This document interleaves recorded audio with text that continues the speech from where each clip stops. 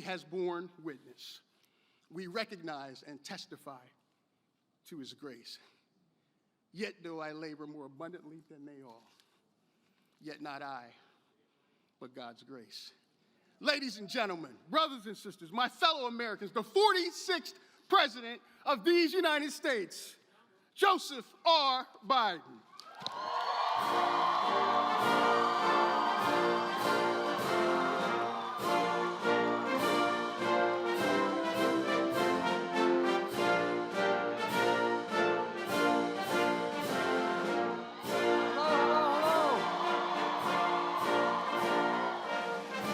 Thank you. Please have a seat.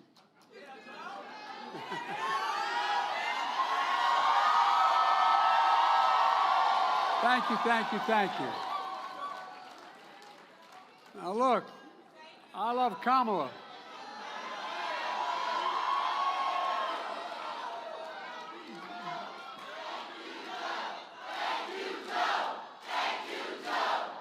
Thank you all. As the saying goes, you all brung me to the dance.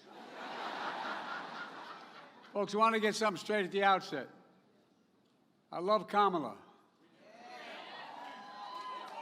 But Delaware State's the best HBCU in America.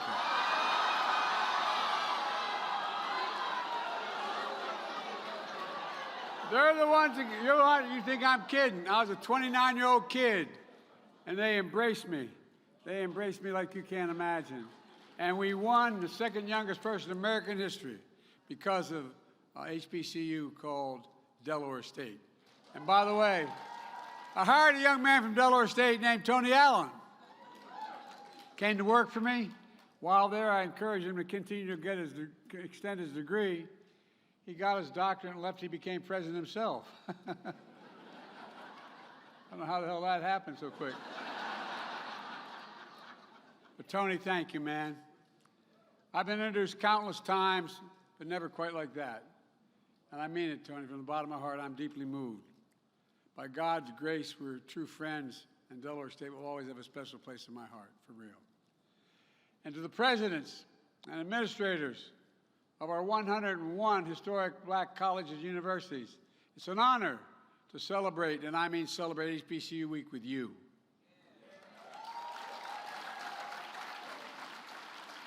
Before I begin, I want to make a quick reference. The attempted assassination against our former president in Florida yesterday. I commend the Secret Service for the expert handling of the situation.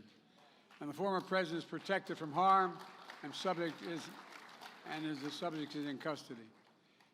An acting head of the Secret Service is in Florida today assessing what happened and determining whether any further adjustments need to be made to ensure the safety of our former president. Let me just say, there is no, and I mean this from the bottom of my heart, those of you who know me, many of you do, no place in political violence for political violence in America. None. Zero. Never. I've always condemned political violence. I always will in America. In America, we resolve our differences peacefully at the ballot box, not at the end of a gun. America suffered too many times the tragedy of an assassin's bullet. It solves nothing and just tears the country apart. We must do everything we can to prevent it and never give it any oxygen. Folks, now to today's event. It's an honor to recognize HBCU excellence in our nation. I see excellence in it every single day. I see this weekend the Congressional Black Caucus Foundation. I tell you what, the foundation gala, only about 3,500 people there. And I was happy, and I've been wanting to do this to celebrate the first ever White House brunch to celebrate black excellence. Black excellence. Which many of you and your alumni attended. It's about time to point out what's already been done. I'm proud to have the most diverse administration in history. It taps into the full, I mean it. I made a commitment my administration is going to look like America. It taps into the full talents of our nation, including graduates of HBCUs like our amazing Vice President is. Folks, together, Kamala and I know that an education makes a person free. HBCU's education makes you fearless as well. It matters. I mean it. More than 180 years Born under the shadow of slavery and Jim Crow, HBCUs have instilled a sense of purpose and freedom, a commitment to make a difference for all their students, to lift up not just yourselves but others along the way. Institution grounded in the belief that every American of every race and every background, every zip code, and you know me, I mean this, should have a fair and equal chance to go as far as their God-given talents can take them. That's who we are. That's what we stand for. But as I've said before, we face an inflection point in history. It comes along every 6 or 7 generations. One of those rare moments in our history when the decisions we make now, right now, are going to determine the fate of our nation and the world for the next decades, for 6, 7 decades to come, and I mean it. When I wasn't going to run for president after my son died coming back from Iraq, I decided that I was going to write another book. I was going to write a book about the inflection points in world history, how it changed history, going all the way back to dealing with the printing press and how it's changed everything. But look, we're still in the battle. We're still in the battle for the very soul of America. In 2020, I ran, and I give you my word, this was the reason. I ran to redeem the soul of America and restore decency and dignity to the office of the presidency. I ran to rebuild and expand the backbone of America, the middle class. And I ran to unite the country, remind ourselves that we can do anything we want to do when we do it together. 4 years later, we made incredible progress because Kamala and I kept our commitment to you to ensure that all our students and all of our colleges and universities should be able to succeed. That's why I signed an executive order reestablishing the White House initiative on HBCUs after my predecessor allowed it to lapse. Thank you, Dr. Trent, for leading it. I can't see you out there, but I'm sure you're there. Thank you, Tony and Dr. Glover, for leading my presidential board on HBCUs. I'm also proud to lead the first administration in history to have a working group from the Divine Nine in the White House.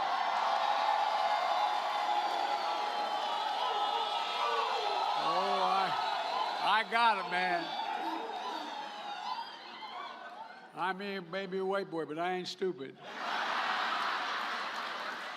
I figured out real quick. And by the way, it's an official group in the White House. Together, we got to work right away with our signature investment in addressing one of the most pressing issues for HBCUs. We all know, and I mean this sincerely, that HBCU students are just as capable as any other students. No, but HBCUs don't have the endowments like many other colleges and universities that are able to fund research labs, improve campus infrastructure, and so much more. That's why I'm proud to be delivering on a record $17 billion. $17 billion for HBCUs, the most ever any administration has ever committed.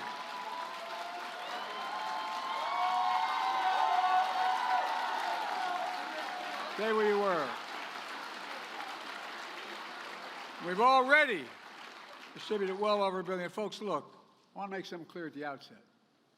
If you notice, the spending we've done, I have to hold back there, the spending we've done has not fundamentally increased the deficit like the other guy did. No, seriously. It grows the economy. The more educated, how can we lead the world without being the most educated nation in the world? How can we lead the world without reaching out to the young people of this country to improve their capacity? You know, it's helped everything from HBCUs to do everything from providing financial aid via Pell Grants to building new housing and research labs, to prepare black students for jobs and industries of the future in high demand fields like cybersecurity, engineering, biochemistry, healthcare, and so much more. But that's not all. Together, we spearheaded one of the most equitable economic recoveries in history. As I said, how can we be the strongest economy in the world and lead the world without the best education system, without taps into the talents of every student, every student. In fact, my Council on Economic Advisors issued a report this spring on the economic power of HBCUs. Here's what they found. They found HBCUs are engines of economic mobility in our country, raising the standard of living for everybody, for real.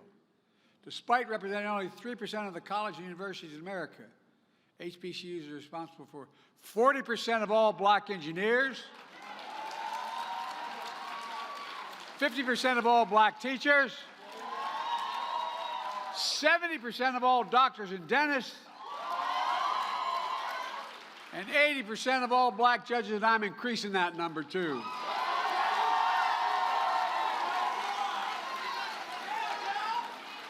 But that's not all. My CHIPS and Science Act, which I was committed to, finally got it done. We ensure we create more hubs of innovation at HBCUs, create pathways to develop more researchers, and grow a diverse semiconductor workforce here at home. For example, I was in New York where I announced a significant CHIPS investment with Micron, a leading semiconductor company that parented and partnered with Norfolk State University to build a 6,000 square foot high-tech facility for students and other researchers. My National Science Foundation just awarded $2 million to Clark Atlanta University to support their work in the HBCU CHIPS network, fueling semiconductor research and development, and a workforce capacity at HBCUs. This is in addition to last week's announcement of $10.5 million for National Science Foundation grants to facilitate STEM research at more than a dozen HBCUs, including Central State University, a project to build a semiconductor R&D capacity.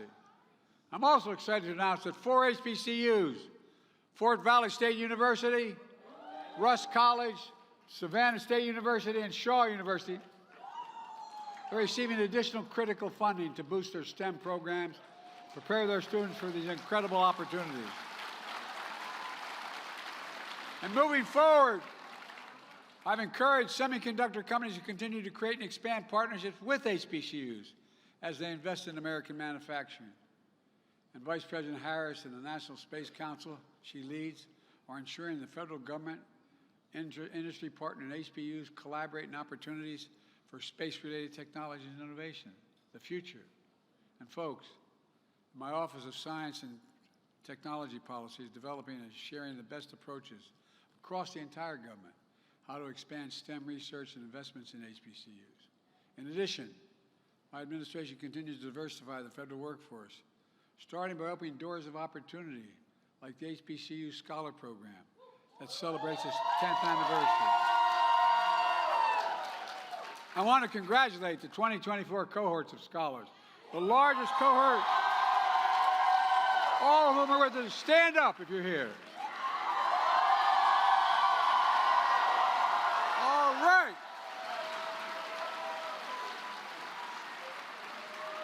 If I'm still around when one of you are president, make sure you don't say who Joe who, okay? We also know that black studies show black students who have black teachers are significantly more likely to graduate from high school and enroll. We've known this for a long time, enroll in college. That's why my Department of Education has provided $450 million to ensure the teachers in our schools reflect diversity in our community. These small things matter a lot. For example, this funding has gone toward the Augustus F. Hawkins program, which is preparing the next generation of teachers at HBCUs. We're the first administration to secure funding for this program, providing almost $40 million to date. And today, I'm proud to announce 4 more HBCUs: Grambling State University, Morehouse College. Oh, I'm so tired of hearing about Morehouse, man.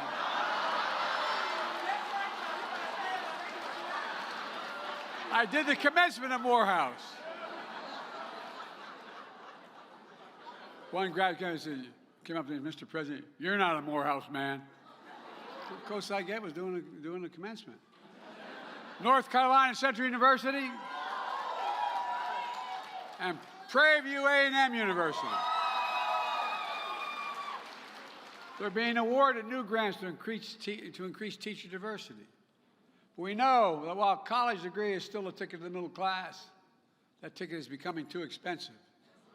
That's why we've increased the maximum Pell Grant by $900 a year, the largest increase in a decade. It matters because HBCUs have twice the percentage of Pell Grant students as non-HBCUs. And my administration also relieved the debt of 5 million Americans, including a significant number of black borrowers.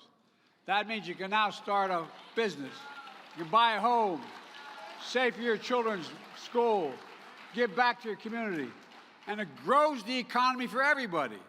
It's not the cost, it grows the economy. There's so much more we're doing to help more HBCU students walk into a life of generational wealth and to be providers for their families, leaders of the communities, dreamers and doers of the nation. In fact, in just 4 years, working with HBCU leaders, we're making the most significant investment in Black America ever in American history.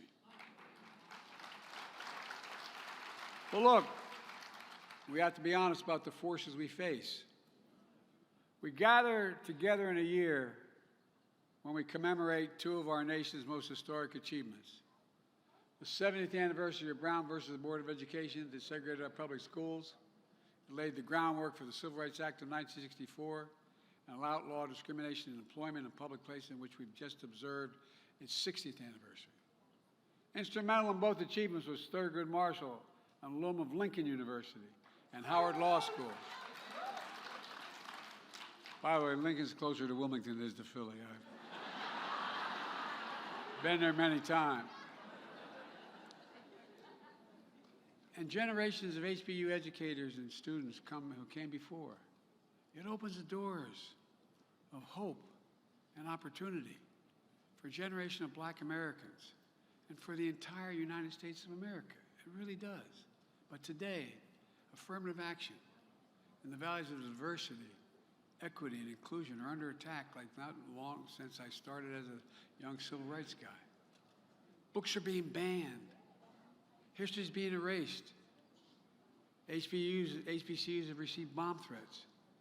And right now, lies and hate are being spread about Haitian Americans in Ohio. It's wrong. It's simply wrong. And it must stop. There are those who want a country for some of us, but not for all of us. But I've always believed that the promise of America, and I mean it sincerely, is big enough for everyone to succeed. No, I really mean it, everyone. And there's been no more important voice for that truth than the Black community in our HBCUs. That's what I see in your students. Future doctors and researchers, curing cancer, artists shaping our culture, fearless journalists and intellectuals challenging convention, preachers and advocates inspiring us all. You prove that Black history is American history. It is American history. And Black excellence is American excellence.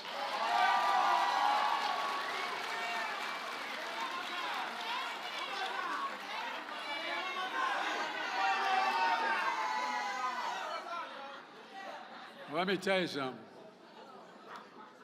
If I show up on your campus, you better be nice to me. Look, let me close with this. Mary McLeod Bethune was the highest-ranking Black woman in Franklin Delano Roosevelt's administration. A pioneering educator, activist. She founded the proud HBCU Bethune-Cookman University. Here's what she said. She said, "The freedom gates are half ajar. We must pry them fully open." That's what I'm trying to do. Pry them fully open. For over 180 years, HBCUs have been prying open freedom's gates. For the past 4 years, Kamala and I, with the help of all you and great leaders out there in the city that I serve with in the Congress and the Senate, are pushing right alongside them. And God willing, as HBCU graduate, the future President of the United States is going to soon be sitting behind the Resolute desk, pushing the gates of freedom open once and for all.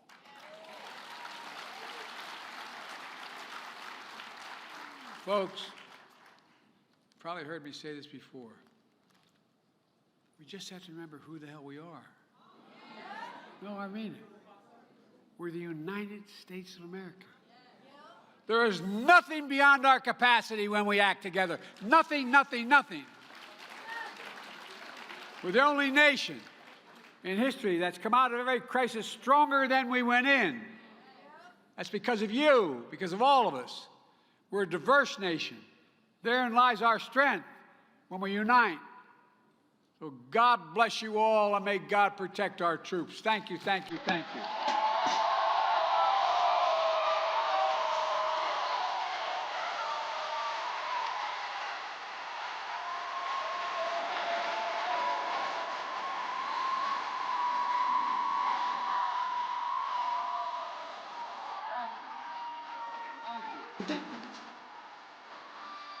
Every time I'd walk out of my grandfather Finnegan's home up in Scranton, Pennsylvania, he'd yell, "Joey, keep the faith."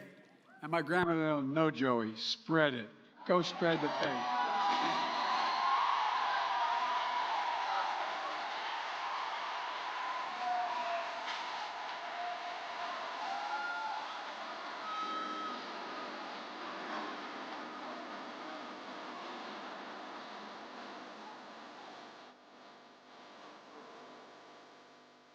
Ladies and gentlemen, that